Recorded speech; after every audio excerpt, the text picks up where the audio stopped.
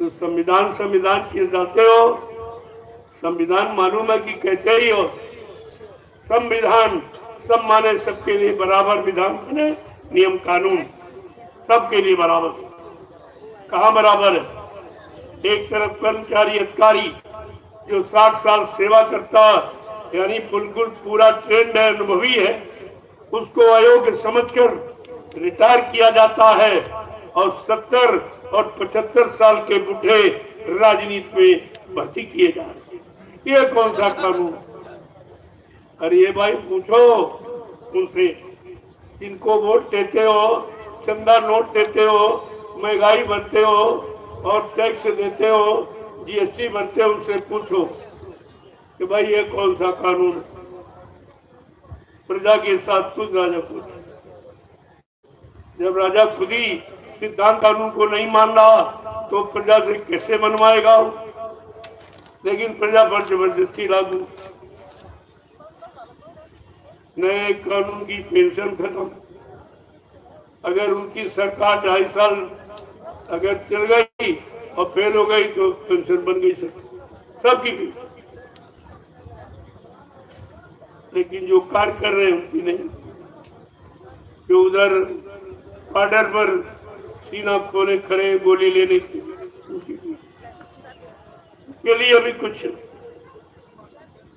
ये कैसा शासन है? अरे आज सबको इस पर विचार करना चाहिए कि हमारी धार्मिक धरा पर क्या हो रहा। धर्म का कहीं नाम और निशान नहीं। ऐसा मालूम रहता कि ये धर्म की परिभाषा ही भूल गए, नहीं मालूम कि धर्म किसे कहते। धर्म माने व्यवस्था। जब व्यवस्था बिगड़ती है तो धर्म और कर्म दोनों समाप्त हो जाते हैं। आज व्यवस्था चाहे परिवार की देखो, समाज की देखो, देश की देखो, सब बिगड़ी पड़ी है।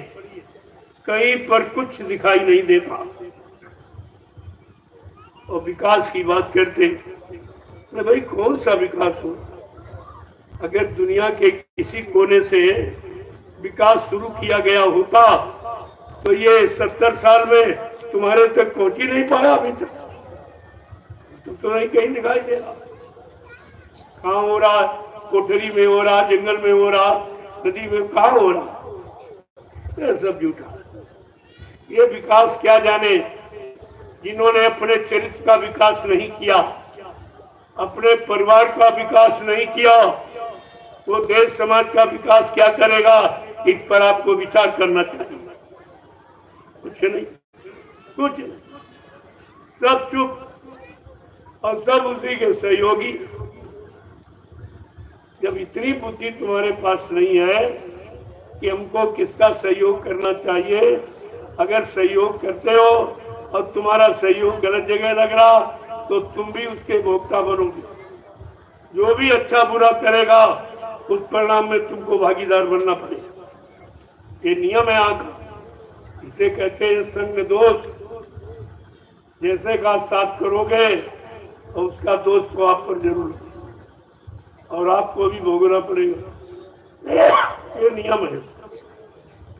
कहने का मतलब है कहीं आप दृष्टि नजर डाले तो सुख शांति कहीं दिखाई नहीं देती। सब रोते नजर आ रहे हैं। क्या भारत का इतिहास यही है? क्या भारत का संविधान यही है?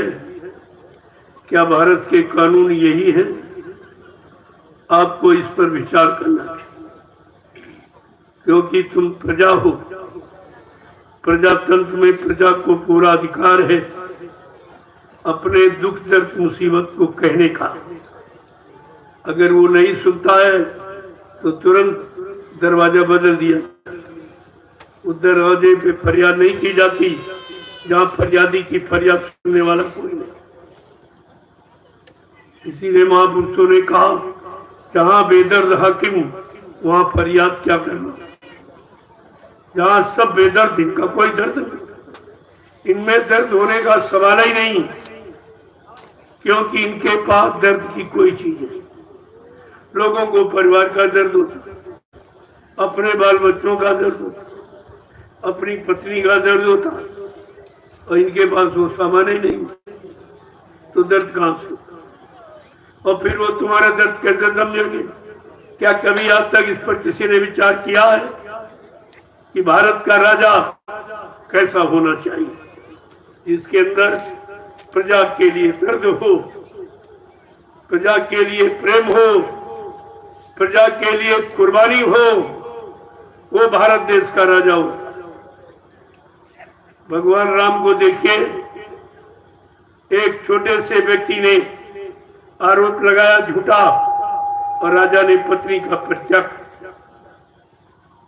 कर दिया और राज्य का परित्याग किया,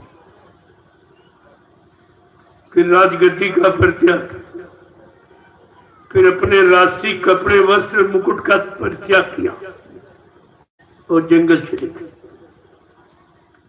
इंतजारी काहे की परिवर्तन की, जो रामराज की स्थापना करने आए हैं उसकी इंतजारी करने के लिए जंगल, इंतजारी गद्दी पर राष्ट्रीय कपड़े मुकुट बांध कर नहीं, इंतजारी की जंगल में। और कितने दिन? 14 वर्ष। तो आपको तो भी 12 वर्ष हुए और तुमने इंतजारी भी नहीं की, भगदड़ की। तुम्हारा इंतजारी का इतिहास अभी नहीं है, अभी कितना और बढ़ जाएगा, कितने दिन और लग जाएंगे, क्योंकि जितना समय बढ़ेगा उतनी तुम्हारी मजबूती देखी जाएगी। वो अपनी जगह दृढ़ मजबूत स्थिर हो कि नहीं हो, इसीलिए समय बढ़ाया जाता है। कहा था परिवर्तन तो चुटकी बजाते हो, फिर क्यों नहीं हो रहा? कहा उस चुटकी बजाने में तुम भी नहीं बच रहे हो, इसलिए नहीं हो रहा। तुम भी अब नहीं बच रहे हो कि तुम भी विरोधी और दोषी ही हो, तुम भी गुरु के विरोधी हो, गुरु की व्यवस्था भूमिका के विरोधी हो, तो तुम भी दो सजा पाने के लायक हो। इसलिए अगर चुटकी बजा दी जाए तो अपने भी चले जाएंगे, इसलिए देर है। देर तो का कारण आपने बनाया और देर के कारण आप। बाबा जी ने क्या कहा था? मैंने परिवर्तन का पूरा मसाला तैयार कर दिया, जब तुम उसके काबिल दिखाई दोगे तो सौंप दूंगा। अब काबिलियत योग्यता की पहचान कैसे होती? का परीक्षा के द्वारा। अब गुरु ने अपनी परीक्षा दी, क्योंकि हम आप परीक्षा के लायक नहीं थे। जब पढ़ाई नहीं की तो परीक्षा किस बात की ली जाए? और परीक्षा आप दे ही कर सकते थे, और गुरु ने परीक्षा अपनी दी और फिर तुम हो गए। देखो कैसा अनोखा, ये कलयुग का अनोखा इतिहास कि गुरु ने परीक्षा दी और चेला फेल हो गए। ये क्या है? ये अजीबो गरीब देखिए परिवर्तन। और फिर भी तुम्हारी समझ में नहीं आ रहा भी। कह रहे सज्जू नहीं आया, सज्जू नहीं आया। हमने कहा सज्जू तुम्हारे पीछे खड़ा, देखो देखो तो घूम के देखो, मुड़ के नहीं, घूम कर। घूमने मुड़ने में फर्क है। इस तरह से पूरा घूम जाओ, यानी हर तरफ से घूम जाओ, काम से, क्रोध से, लोभ से, मोह से, झूठ से, छल से, कपट से, हिंसा से, यानी सब से मुक्त कर लो। ये घूमना है। और जिस दिन घूम जाओगे उसी दिन परिवर्तन तुम्हारे सामने खड़ा। परिवर्तन तुम्हारे से निकलेगा। बाबा जी किसी देश से खरीद के नहीं ले आएंगे जो तुमको पकड़ा देंगे। परिवर्तन हमारे तुम्हारे अंदर बैठा। अगर आप देखें तो रोज कितनी बार तुम सज्जू में जाते हो, कलयुग में जाते हो, अपने में देखो कितनी बार रोज आप कलयुग सज्जू में जाते हो। अब आप समझ लीजिए कि जब तक कलयुग तुम्हारे अंदर का नहीं जाएगा तो क्या बाहर का कलयुग सज्जू देख सकोगे? जब अंदर का कलयुग निकल जाएगा तब बाहर सज्जू ही दिखाई देगा और कुछ आपको नहीं दिखाई। लेकिन अपने अंदर का तो कलयुग निकालो, वो तो तुम नित्य प्रति और बढ़ा रहे हो, और जो निकालने आया और उसी को आपने कहा मर के चला गया, तो तुम्हारा कलयुग अंदर का निकालेगा कौन? और तुम्हारे में क्षमता है नहीं कि निकाल। तो कहा था बच्चा नहीं निकालोगे तो सज्जू कज्जू के एक टक्कर में निकल कचू मर जाएगा। देखा था। अब एक कचूमर क्या है? वही तो निकल रहा तुम्हारा। जो रो रहे हो, परेशान हो, यहाँ इतने व्यक्ति आते हैं, कोई ये नहीं कहता कि हमको भगवान प्राप्ति करा दो, ये बीमारी दूर कर दो, झगड़ा दूर कर दो, ये संकट है, बहू नहीं आती है, बेटा नहीं कहना मरता है, गाली गलौज करता है, ये कोर्ट है, ये कचहरी मुकदमा है, ये सब हो रहा, यही सब सुनाने आते। कोई ये नहीं कहता कि हमको भगवान चाहिए, भगवान प्राप्ति का रास्ता बता दो, हमको शांति दे दो, हम बैठकर रब भजन करें। कोई नहीं कहता।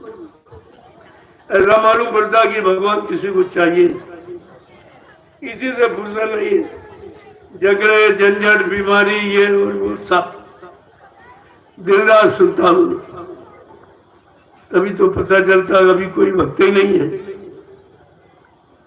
अभी जगत भगत है, और जगत के भक्त माया के पुजारियों की बात है, और इनसे और अध्यात्म के भक्तों में अंतर है। और कहा दोनों में बैर है, जगत भगत का बैर है। चारों युग प्रमाण, चारों युगों का प्रमाण है कि संसारियों का और भक्तों का हमेशा बैर, ना उनकी मानते ना उनकी मानते, ना उनके अनुसार चलना चाहता ना उसके अनुसार वो चलना चाहता, यही झगड़ा है। इसी को कलयुग कहा जाता। कलह युग, कलह माने लड़ाई झगड़े का युग, और कहीं आप नजर डालिए हर तरफ झगड़ा, पिता पुत्र में झगड़ा, भाई भाई में झगड़ा, पति पत्नी में झगड़ा, जात पाति में झगड़ा, हिंदू मुसलमान में झगड़ा, ये झगड़ा ही झगड़ा चारों तरफ। राजा रैयत में झगड़ा, गुरु शिष्य में झगड़ा। अब आप कहाँ बच के जाओगे जब माहौल झगड़े का बन गया? महापुरुषों ने कहा अरे भाई कलयुग घेरे चारी ओर, मनुआ जइयो को नहीं हो, तुम कहाँ जाओगे? कलयुग ने चारों तरफ घेरा डाल दिया और तुमको उसी घेरे में बंद कर रखा। अब तुम कहीं निकल के जा नहीं सकते। लेकिन महापुरुष ने भी वादा किया, दावा किया, मैं कलयुग को भगाऊंगा और सतयुग को लाऊंगा। ये भी बात बड़ी अनोखी है, बड़ी विचारणीय है कि एक तरफ कलयुग जोर मार रहा, चारों तरफ कुलाल मचा रहा, मार काट, हिंसा, चोरी डकैती, कत्ल बलात्कार, इसको लूटना, इसको सताना, इसकी छीना झपटी, ये महंगाई, ये गरीबी, बेरोजगारी, ये टैक्सों की भरमार, ये सब हो रहा। तो कलयुग तो कितना जोर मार रहा। एक तरफ बाबा जी कह रहे मैं सज्जू को लाऊंगा, बिल्कुल अपोजिट है, उल्टा, एकदम उल्टा। लेकिन लिखा वो झूठ नहीं कि संत वचन पलटत नहीं, पलट जात ब्रह्मांड। चाहे ब्रह्म अपनी ब्रह्मांड की रचना में तब्दीली बदलाव क्यों न कर दे, लेकिन संत जो कहेंगे वो करके दिखाएंगे। उनकी जबान दस्तावेज होती, अकाट सत्य, लेकिन उनका काम करने का समय